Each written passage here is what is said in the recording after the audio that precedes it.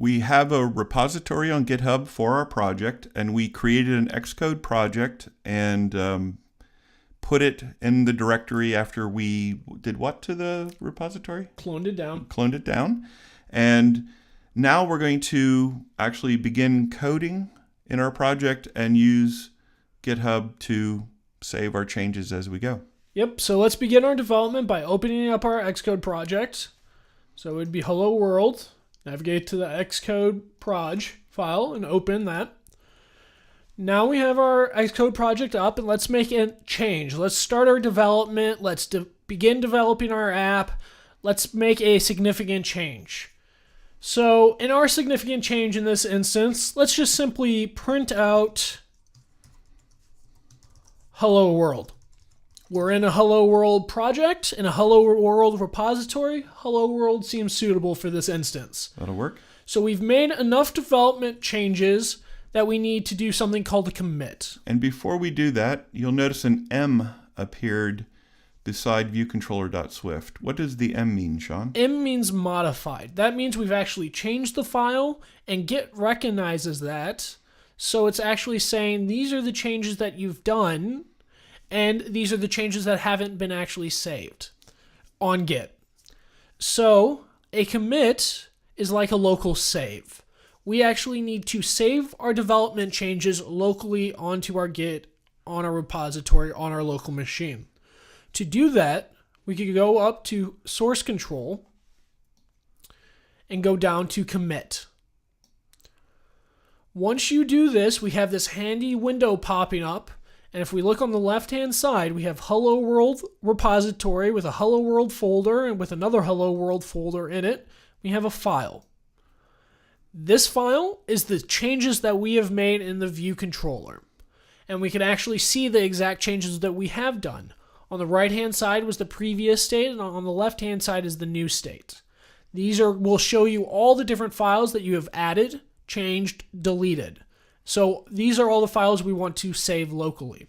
And we also see at the bottom of each of those windows of code, it shows that we're in the master branch. So now when we want to commit it, we need to enter a message. And these messages are visible to us in GitHub. So if we're ever trying to figure out what we did in some commit, this is how we know. Right. So your commit message should be short but aptly describe what you have done in that commit in its entirety.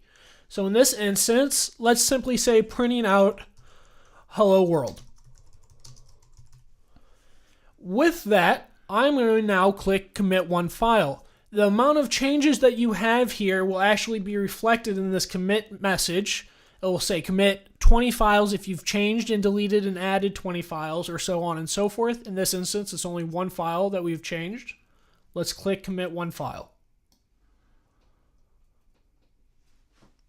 So this commit is essentially creating a local local copy of it. It's so the stuff was already in our files because clearly we were editing our files. It's actually giving us a place we could go back to if we wanted to. What you can think of that as is you can think of it as a checkpoint, essentially.